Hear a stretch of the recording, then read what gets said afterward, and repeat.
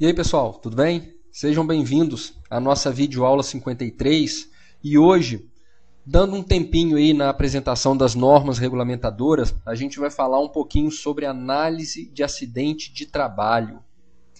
Um assunto absurdamente importante e que a gente concluiu que merecia uma atenção especial da nossa parte, por isso que no nosso 53º encontro a gente resolveu falar um pouquinho dela. Vocês podem estar pensando, né, que essa nossa videoaula 53 vai responder uma pergunta. Como fazer uma análise de acidente de trabalho? Certo? Errado. Como a gente já disse desde a primeira videoaula, o nosso objetivo com esses vídeos não é ensinar segurança do trabalho para ninguém. É só mostrar um lado prático das NRs. Até porque, como fazer uma análise de acidente de trabalho, vocês encontram esse tipo de material, muito material a respeito disso na internet. Vocês viram sobre isso no curso de vocês, quem já trabalha na área de segurança, quem ainda está estudando alguma coisa na área de segurança do trabalho, se ainda não viu, com certeza vai ver árvores de causas, espinha de peixe, etc. Então, nosso objetivo aqui não é responder essa pergunta, como fazer uma análise de acidente de trabalho. O nosso objetivo aqui é outro, é responder outra pergunta. Por que fazer uma análise de acidente de trabalho isenta? Gente, essa videoaula, na verdade, pode ser entendida como um puxão de orelha e um desabafo. Ao longo do vídeo vocês vão saber por quê, tá? Vamos trazer uma imagem de volta. Essa aí é uma imagem que, se não me engano, foi apresentada a primeira vez na nossa videoaula 33, que falava sobre a NR18, a norma regulamentadora sobre a construção civil. E vamos usar essa imagem como exemplo, mas podem ser em todos os meios produtivos. Pode ser numa transportadora, pode ser numa indústria química, pode ser numa destilaria, enfim, qualquer área de atividade a gente trouxe da construção civil por ser uma coisa bem clara e de mais fácil entendimento em função dessa imagem que eu estou apresentando. Tá? Vamos supor que esse camarada aí, nessa estrutura de trabalho, não vamos nem chamar isso de andaime, nesse posto de trabalho improvisado, que ele viesse a cair e quebrasse o pescoço e morresse no local. Né? Importante, gente, a queda, muitas vezes o mais importante da queda não é a altura de onde se cai, é aonde se bate com a cabeça quando se cai. E como aí está numa escada, esse trabalhador provavelmente cairia e sairia rolando. Né? Então ele poderia quebrar o pescoço. Então, normalmente, quando acontecem acidentes graves ou fatais, o Ministério do Trabalho é chamado, né, para fazer uma análise de acidente de trabalho. A gente, pessoal da auditoria, a gente tem por hábito pedir que a própria empresa realize uma análise de acidente de trabalho. Né? Ela própria, independente da nossa. Né? E 99% dos casos, a empresa apresenta uma análise de acidente com a seguinte conclusão: ato inseguro. Não, foi um ato inseguro desse camarada aí montar esse tipo de posto de trabalho. Gente, eu pergunto o seguinte: ato inseguro? Vamos raciocinar um pouquinho a respeito disso. O ato inseguro, pessoal, ele foi previsto na NR1 somente até o ano de 2009. A portaria 84, que é de 4 de março de 89, baniu a expressão ato inseguro da NR1. Essa expressão infeliz, ato inseguro, ela foi banida da NR1 no ano de 2009. E até hoje, esse vídeo está sendo gravado em outubro de 2011, a gente vê o pessoal no Orkut comentando ato inseguro para cá, ato inseguro para lá.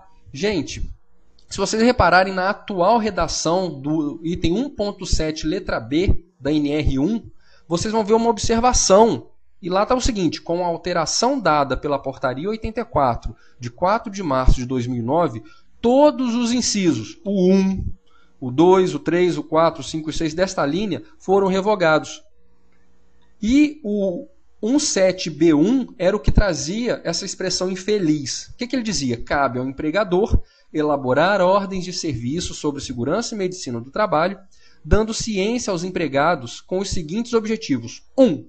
Prevenir atos inseguros no desempenho do trabalho. Gente, isso era uma carta branca para culpar o empregado de todo e qualquer acidente de trabalho que ocorresse.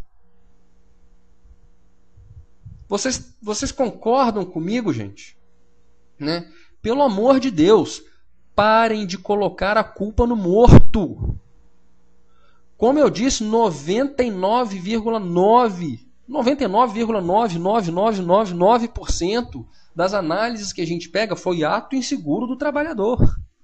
O pobre coitado nem está lá para se defender, já morreu. Né?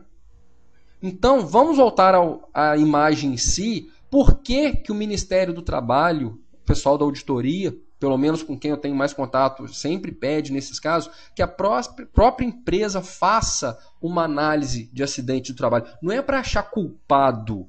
A culpa, a responsabilidade pela morte do trabalhador, quem vai achar é a polícia. O objetivo dessa análise de acidente de trabalho é para verificar as condições que ocorreram para o acontecimento do acidente. Esteja você trabalhando na construção civil, numa destilaria, numa refinaria de petróleo, enfim, aonde quer que seja, se aquilo aconteceu naquele estabelecimento, naquele canteiro, naquela loja, naquela planta, vai acontecer em outros lugares se vocês continuarem botando a culpa no acidentado. É importante que a empresa faça uma análise isenta e profunda das ocorrências do que fizeram com que acontecesse o acidente, para que isso seja alterado e novos acidentes iguais sejam prevenidos. Tá ficando claro o motivo, gente, o objetivo dessa videoaula?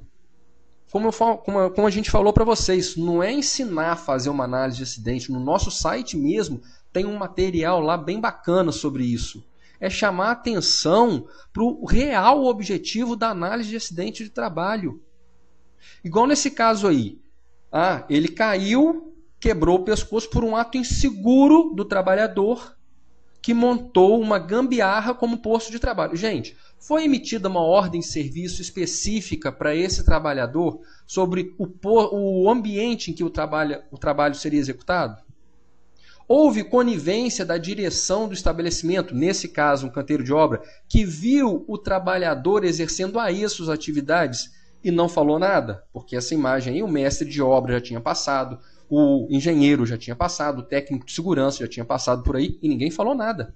Houve conivência desse pessoal? É fornecido um andaime adequado para esse tipo de piso de trabalho, no caso uma escada?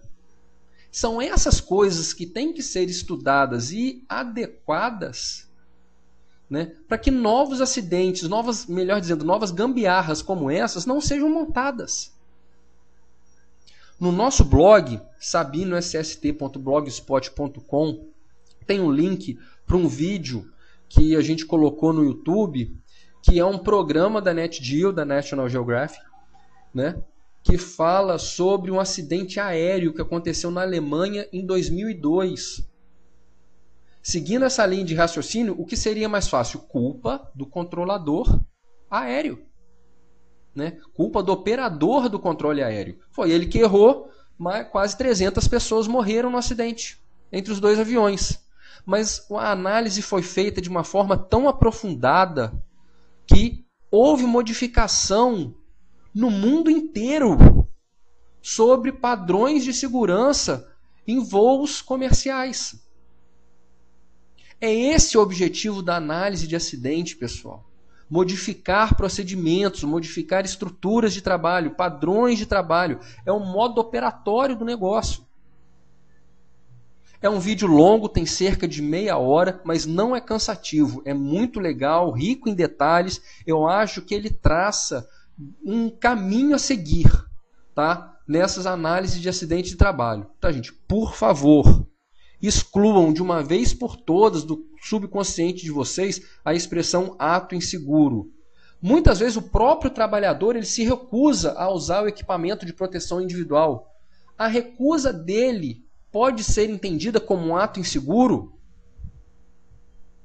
O que a empresa vem fazendo com os trabalhadores que se recusam a usar o EPI? É dada alguma suspensão, alguma advertência? A empresa já demitiu alguém por deixar de usar o cinto de segurança? Está previsto na CLT. Comportamento inadequado ou descumprir ordem, né, da empresa é motivo para o trabalhador ser demitido por justa causa. Desde que esses itens constem, por exemplo, no contrato de trabalho, desde que o uso do EPI esteja expresso no contrato de trabalho, é uma ordem que o empregado tem que seguir. A partir do momento que ele não usa o EPI, ele está descumprindo o contrato de trabalho. Ele pode ser demitido. Ah, coitado, mas a gente não quer demitir, então você prefere deixar que ele morra no seu ambiente de trabalho. É isso que você está me dizendo. Então, o simples fato do trabalhador se recusar a usar um cinto de segurança, né, passa a não ser mais entendido como um ato inseguro, mas uma falta de postura da administração, da diretoria, com relação a essa postura inadequada, motivo de demissão por justa causa. Tá, pessoal? É mais ou menos isso que a gente queria falar para vocês nessa videoaula.